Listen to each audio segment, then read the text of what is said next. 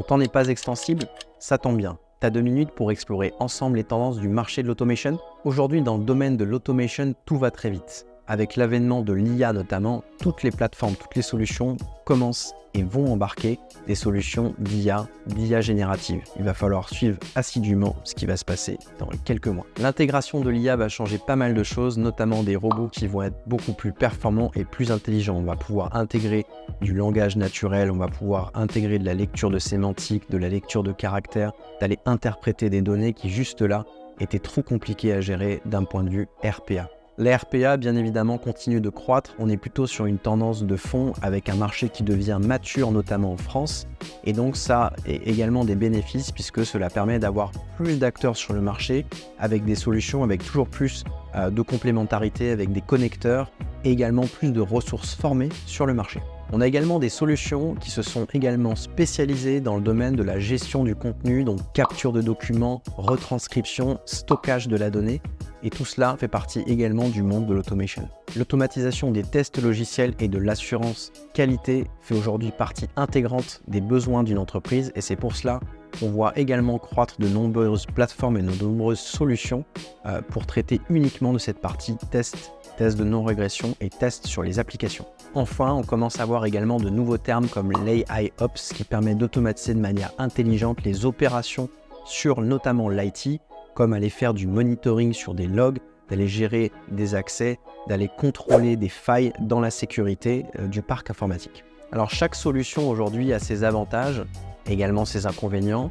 Pour ne parler que des avantages aujourd'hui, sur la partie RPA, ce qui va être intéressant, c'est de trouver des solutions qui sont de type low-code, voire no-code, qui vont vous permettre de créer des robots, des assistants virtuels, des automates pour traiter des tâches simples, voire des tâches complexes. Ce sont des solutions qui peuvent être rapides à mettre en place et peu coûteuses avec du coup un time to market accéléré. Vous allez ensuite avoir des solutions d'IPA ou en tout cas de mixer la RPA, la Robotic Process Automation, avec l'intelligence artificielle.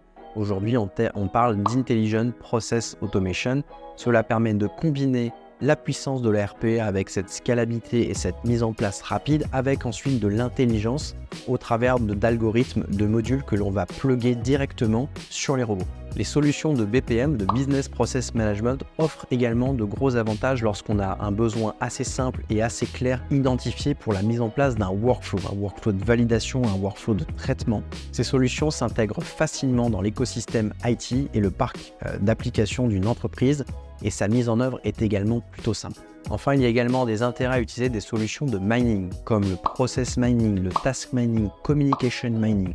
Tous ces outils vont vous permettre de récolter de la data, de vous plugger sur vos systèmes d'information et d'aller finalement détecter des cas d'usage potentiellement robotisables, détecter des failles dans vos process, mais également d'analyser les logs et les actions réalisées par vos utilisateurs. Alors quelques chiffres sur les tendances notamment du marché et pour commencer, parlons RPA. Le marché de la RPA va continuer à croître aujourd'hui de manière mondiale. Le plus gros marché se situe aux États-Unis. On a une grosse expansion en Europe, mais également en Asie. Il devrait passer visiblement de 3 milliards de dollars aujourd'hui en 2003 à environ 15 milliards de dollars d'ici 2030. Plus spécifiquement en France, la croissance va elle être environ estimée à 37% sur les prochaines années entre 2023 et 2030, ce qui va laisser la place à de nombreuses industries, nouveaux acteurs aujourd'hui sur le marché de pouvoir demander, solliciter des experts dans ce domaine. Le marché de l'IA, quant à lui, est en plein essor. C'est un marché qui existe depuis longtemps, mais qui a été accéléré notamment par l'avènement de l'IA générative. Et aujourd'hui, on a des secteurs nouveaux qui sont intéressés et qui sollicitent les besoins sur de l'IA, comme le retail, le pharma notamment et les industries. En 2023, 196 milliards de dollars, c'est le marché mondial de l'IA.